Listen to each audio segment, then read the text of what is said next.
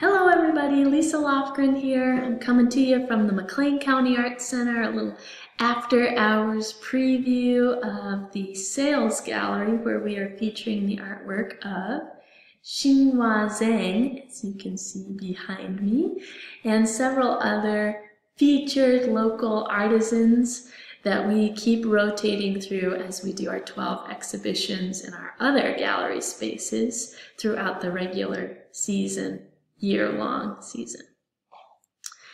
I look forward to sharing some of these experiences that I've had with meeting these amazing artists and individuals who are prominent in their fields and have such insight into how artwork is created, made, displayed to continue my education and all of this good stuff. So I look forward to sharing that with my Understanding Art class, a fully online class kicking off this fall.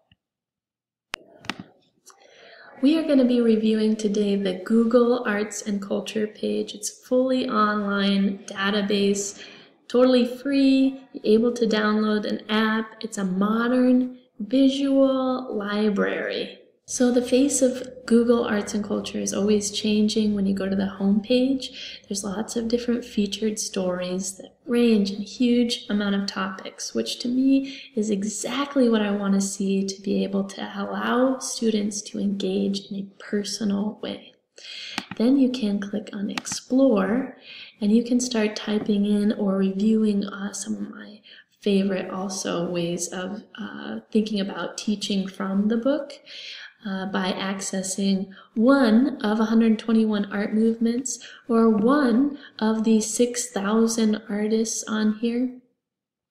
We can also do a general search. For example, if I'm wanting to see what's happening in 1920, I can do a general search for it and see some of the different pieces in the collection that are highlighted in that time period, some of the people, stories, where the Google Arts and Culture takes us is the most exciting part for me. And though a lot of this takes a lot of sorting through, it's a little overwhelming for a lot of students maybe to see this quantity of information when researching one specific thing. It allows people to start picking at the parts that interest them. And it allows people a general overview where they can start diving into deeper elements. A great feature that I'm excited to share are the idea that we can look through some of these different artists' movements.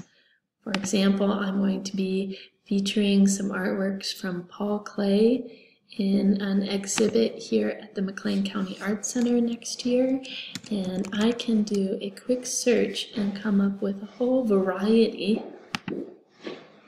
of ways to access information that will be very helpful in my coordinating efforts.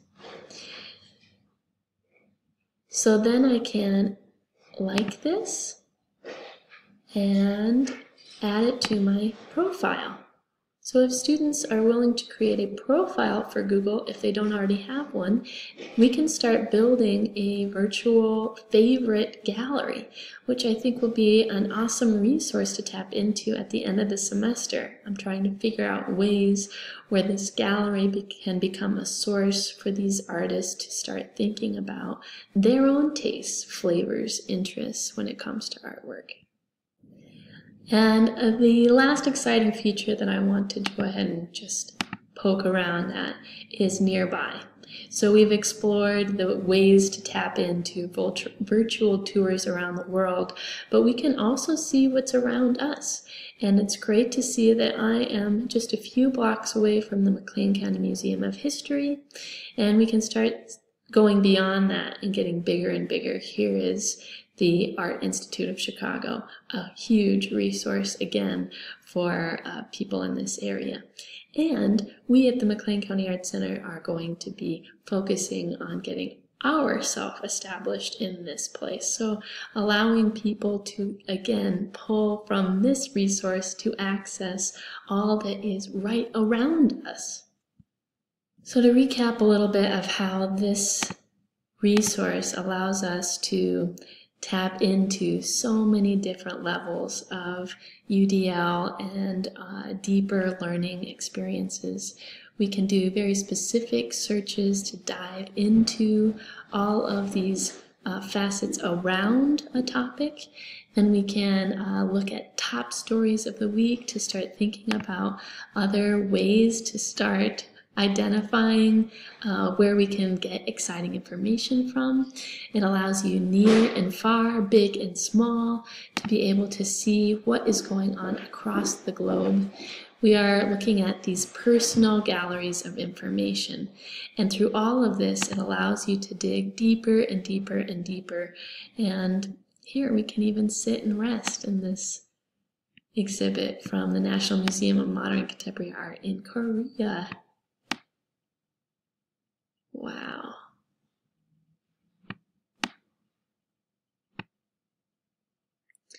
So on that note, like I said, this can be an overload of experience if people don't have vague historical references. Some of the options may go fly right past them that would be very relevant to what they're looking for. So it's my goal to give them topics that allow them to access both the surface level and get their interest to dive them deeper into what that brings up through reading, through video, through virtual galleries, and building their own gallery spaces.